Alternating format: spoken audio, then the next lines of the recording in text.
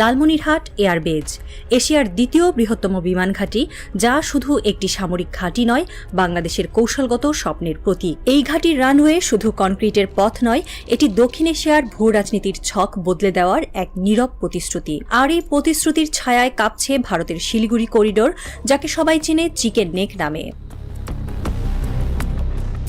আসসালামু আলাইকুম বন্ধুরা, আপনারা কেমন আছেন? আশা করি সবাই ভালো আছেন। আমি जुनेद, আপনারা দেখতেছেন जुनेद रिएक्शन।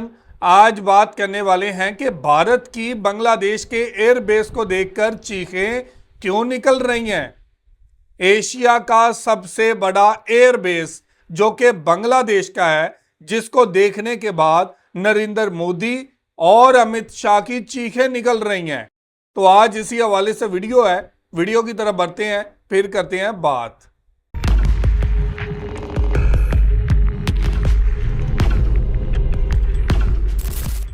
রাতের অন্ধকারে লালমনিরহাটের আকাশে একটা অদ্ভুত নৈশব্দ। দূরে কোথাও কুকুরের ডাক, আর মাঝে মধ্যে হাওয়ার শনশন শব্দ ছাড়া সবকিছু যেন থমকে আছে। কিন্তু এই নিস্তব্ধতার মাঝেই গড়ে উঠছে এক নতুন ইতিহাস। লালমনিরহাট এয়ারবেজ এশিয়ার দ্বিতীয় বৃহত্তম বিমান ঘাঁটি, যা শুধু একটি সামরিক ঘাঁটি নয়, বাংলাদেশের কৌশলগত স্বপ্নের প্রতীক। এই ঘাঁটির রানওয়ে শুধু কনক্রিটের পথ নয়, এটি দক্ষিণ এশিয়ার ভূ রাজনীতির ছক বদলে দেওয়ার এক নীরব প্রতিশ্রুতি। আর এই প্রতিশ্রুতির ছায়ায় কাঁপছে ভারতের শিলিগুড়ি করিডোর, যাকে সবাই চেনে চিকেন নেক নামে। শিলিগুড়ি করিডোর ভারতের সেই ২২ কিলোমিটার প্রশস্ত ভূখণ্ড, যেটি দেশটির মূল ভূখণ্ডের সঙ্গে ৭টি উত্তর পূর্ব রাজ্যকে যুক্ত রেখেছে। এই সংকীর্ণ পথ ভারতের জন্য শিরদাঁড়ার মতো। একটিমাত্র আঘাত, একটিমাত্র কৌশলগত ভুল, আর ভারতের উত্তর পূর্বাঞ্চল বিচ্ছিন্ন হয়ে পড়বে। আর ঠিক এই দুর্বলতার উপর নজর রেখে বাংলাদেশ গড়ে তুলছে লালমনিরহাট বিমান ঘাঁটি। এটি শুধু একটি রানওয়ে নয়, এটি একটি সম্পূর্ণ সামরিক complex. Radar command, UAV operation centre, fighter squadron hanger, সামরিক প্রশিক্ষণ ইউনিট, সবকিছু একত্রিত। এমনকি এই ঘাঁটির পাশেই তৈরি হচ্ছে বাংলাদেশের বৃহত্তম অ্যারোস্পেস বিশ্ববিদ্যালয়, যেখান থেকে জন্ম নেবে দেশের নিজস্ব প্রতিরক্ষা বিজ্ঞানী, প্রযুক্তিবিদ, ড্রোন অপারেটর ও কৌশল বিশ্লেষক। এই ঘাঁটি হবে বাংলাদেশের সামরিক মস্তিষ্ক, আর এর অবস্থান ঠিক ভারতের গলার কাছে। কয়েক বছর আগেও বাংলাদেশ ছিল এমন একটি দেশ যারা অস্ত্র কিনতেও অন্যের মুখের দিকে তাকাতো। কিন্তু আজ ছবিটা বদলে গেছে। চীনের belt and road initiative BRI, তুরস্কের সামরিক প্রযুক্তি, রাশিয়ার অস্ত্র সহায়তা, এই সবকিছুর সমন্বয়ে বাংলাদেশ এখন নিজেকে প্রতিষ্ঠা করছে দক্ষিণ এশিয়ার একটি মধ্যম শক্তি হিসেবে। লালমনিরহাট ঘাঁটির নির্মাণ পরিকল্পনা শুরু হয়েছিল নিঃশব্দে, কিন্তু এটি দ্রুতই ভারতের কূটনৈতিক মহলে আগুন ধরিয়ে দেয়। দিল্লি বুঝে গেছে এই ঘাঁটি শুধু বাংলাদেশের আত্মরক্ষার জন্য নয়, এটি ভারতের দুর্বলতাকে কাজে লাগানোর একটি মাস্টার প্ল্যান।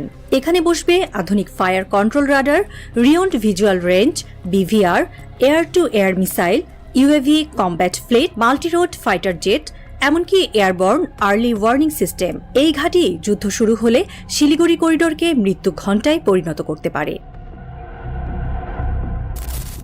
ভারতের মিডিয়া এখন এই ঘাঁটিকে নিয়ে ভয়ের আবহ তৈরি করছে। তারা বলছে এটি চীনের ঘাঁটি, ভারতের বিরুদ্ধে একটি ষড়যন্ত্র। কিন্তু প্রশ্ন হলো, ভারত কি কখনো বাংলাদেশের প্রতিরক্ষায় একটি রাডার বা বিমান দিয়েছে? বরং তারা দিয়েছে ফারাক্কার পানি আটকে রাখা, সীমান্তে গুলি, আর বাণিজ্য নিষেধাজ্ঞার ভয়। তাহলে বাংলাদেশ যদি চীন বা তুরস্ক বা রাশিয়ার সহায়তায় নিজের প্রতিরক্ষা ব্যবস্থা গড়ে তোলে, তাতে ভারতের আপত্তি কোথায়? লালমনিরহাট ঘাঁটি শুধু ভারতের বিরুদ্ধে নয়, এটি দক্ষিণ এশিয়ার কৌশলগত ভারসাম্যে একটি বিশাল ধাক্কা দেবে। নেপাল, ভুটান, এমনকি মিয়ানমারও এই ঘাঁটির প্রভাবের আওতায় আসবে। আর চীন, তারা ইতিমধ্যেই বাংলাদেশকে তাদের কৌশলগত স্তম্ভ হিসেবে চিহ্নিত করেছে।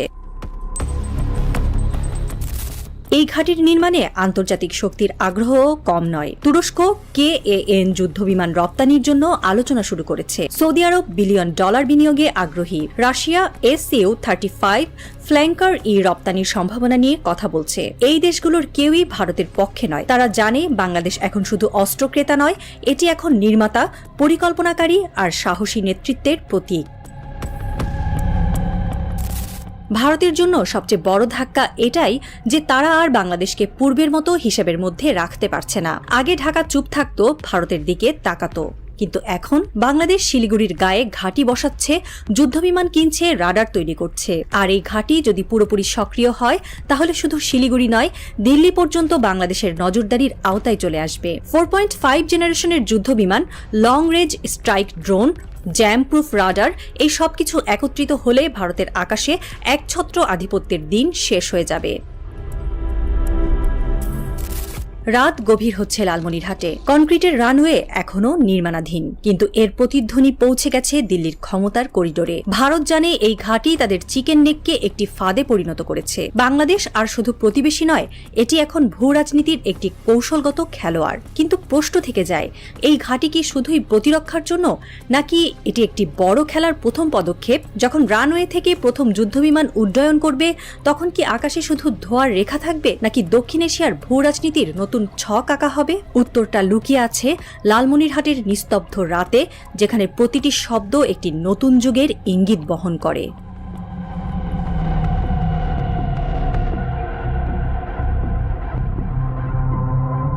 तो जी व्यूवर, ये थी वीडियो और आपने देखा कि बांग्लादेश के पास ऐसी ताकत है कि वो भारत को घुटने टेकने पर मजबूर कर दे, वो नरेंद्र मोदी को घुटने टेकने पर मजबूर कर दे।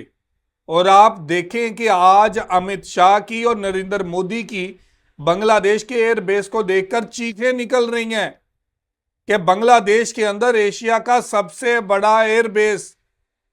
और ये देखने के बाद अमित शाह और नरेंद्र मोदी बखलाए हुए हैं कि बांग्लादेश के अंदर इतना बड़ा एयरबेस कैसे बन गया। और यही वो एयरबेस है जहां से भारत के टुकड़े होंगे। और नरेंद्र मोदी को इस बात का अंदाजा है कि बांग्लादेश के पायलट्स, बांग्लादेश के लोग, बांग्लादेश का जज्बा, बांग्लादेश के लड़ने की काबिलियत कितनी ज्यादा है। और बांग्लादेश अगर भारत के साथ उलझ पड़ा तो यह भारत की बड़ी गलती साबित होगा। इससे पहले भारत पाकिस्तान के साथ लड़ता रहा है और हमेशा मुंह की खानी पड़ी है, लेकिन इस बार बांग्लादेश बड़ा जख्म देने को तैयार है। और वो भारत के नरेंद्र मोदी, अमित शाह और इसके हवारियों की चीखें निकली हुई हैं बांग्लादेश का एयरबेस देखने के बाद। तो आप इस वीडियो के बारे में और इस एयरबेस के बारे में क्या कहना चाहते हैं, जरूर कमेंट करके हमें बताइएगा। बहुत शुक्रिया।